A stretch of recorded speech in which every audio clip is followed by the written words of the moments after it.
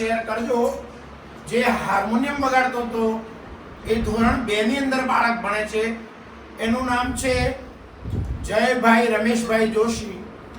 અને જે આ પ્રાર્થના ગાઈ એની બેન જ છે, ધોરણ 6 માં ભણે છે, વિશ્વાબેન રમેશભાઈ જોશી। તબલા વગાડતા તો એ વિદ્યાર્થી ધોરણ 7 માં ભણે છે, તેનું નામ છે વિવેકભાઈ કિરીટભાઈ દરજી। સાથે ઢોલક વગાડતો હતો એ આદિત્યભાઈ ધોરણ 6 માં ભણે છે। મંદિરા વગાડે છે તે વેદુભાઈ હિતેશભાઈ સાધુ ધોરણ 7 માં ભણે છે। તો મિત્રો, દરેક આ વિડીયો